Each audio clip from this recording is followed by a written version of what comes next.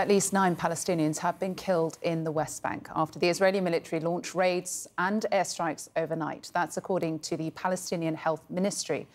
The Israeli military says it launched a large counter-terror operation overnight in 2 refugee camps. Officials say the Israeli military was targeting, quote, Islamic Iranian terrorist infrastructure. CNN's Paula Hancock is live for us this hour in Abu Dhabi. And Paula, this marks the largest Israeli operation in the West Bank for years. And we understand we are hearing there's been a response from Hamas this hour to what has occurred.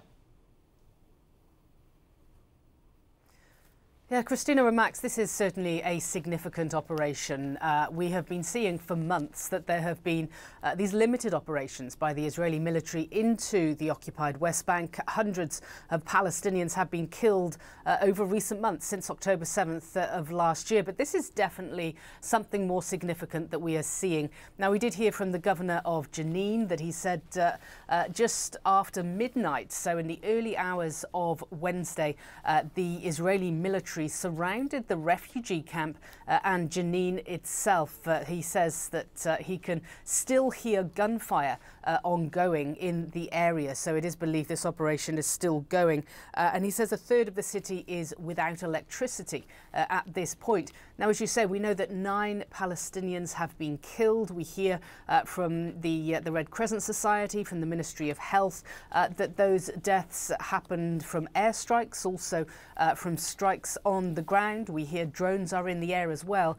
And when it comes to the Israeli response, so far we understand there are hundreds, at least hundreds of personnel involved.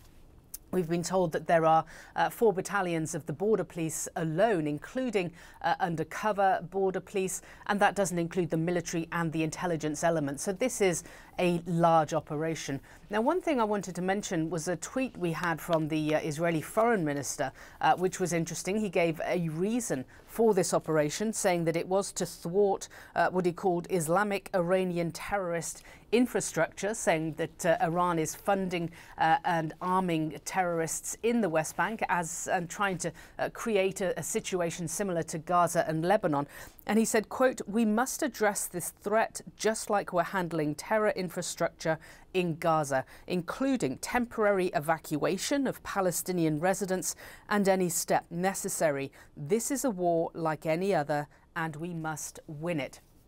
Now, that is significant, the fact that he's suggesting there could be evacuations in the occupied West Bank, just as there are and have been in Gaza, putting really a connection between those 2 areas and a potential Israeli reaction to those areas. Now, we've also heard from the Ministry of Health in the West Bank that at least 2 hospitals have been blocked by the Israeli military, saying that there have been mounds of dirt, for example, pushed towards those areas.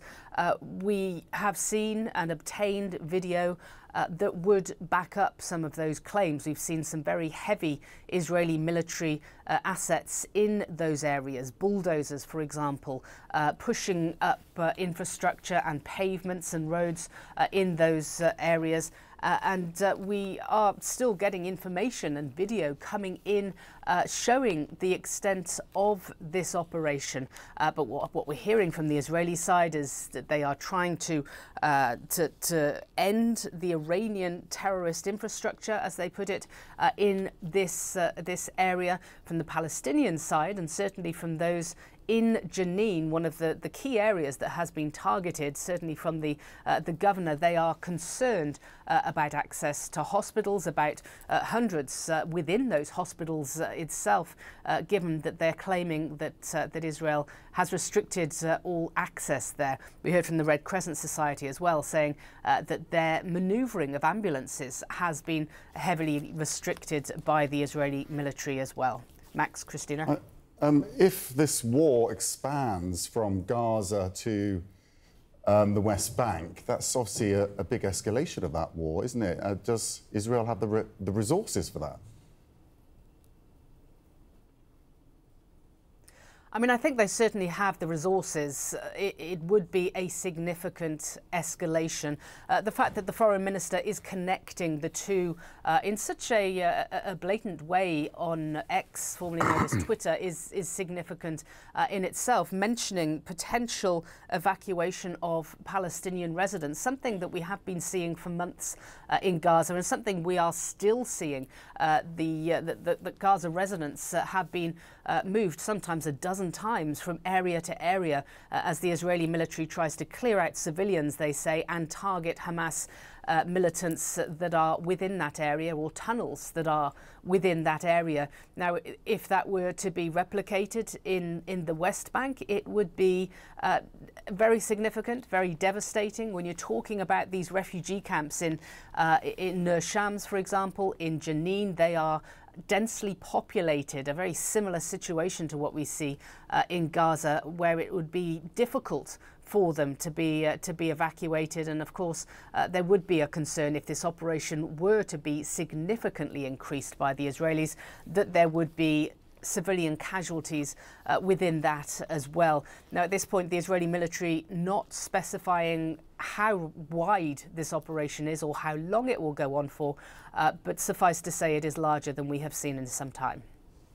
Paula, thank you very much. Just to add to Paula's excellent reporting there, that we have had a response from Hamas in the last hour calling for a general mobilization and escalation of confrontation in response to the Israeli operations in the West Bank, although it is hard to see how that retaliation would actually happen given the scale of what has been occurring in the West Bank, as Paula has outlined there.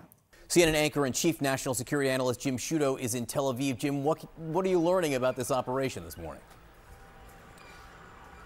Well, John, it's the biggest Israeli operation in the West Bank since the October 7th attacks. Israeli officials, the IDF, say they're going after what they call Islamic Iranian terror infrastructure. The allegation they're making is that weapons are coming into the West Bank, funded by, facilitated by Iran, and that this attack is intended to target that. The death toll at this point stands at least 9, and what we're hearing now publicly in response from Hamas is calling for a mobilization of its supporters and fighters in the West Bank. So it's a significant operation, and that reaction from Hamas is significant. Israeli officials make the point that the terror environment, the threat is real now. You may remember a little more than a week ago, there was a suicide bombing here in Tel Aviv where only the bomber was killed. So the Israeli officials are justifying it based on the nature of the threat and what they say is the infrastructure building in the West Bank. Where does this put the hostage and ceasefire negotiations? Listen, you know, I've covered so many negotiations like this, and oftentimes you will see attacks like this, operations like this in the midst of sensitive negotiations, and it's hard to say which way it will cut. Will it disrupt those negotiations because well, when you have Israel and Hamas carrying out operations like this against each other, certainly can make it harder for negotiators. Can you make the argument that it allows Israeli negotiators to show toughness in terms of counter-terror operations and therefore make it easier to make concessions to bring a deal across the finish line? Maybe. But let's be frank, those negotiations are quite sensitive right now. It's not clear that they are making progress on the most intractable issues.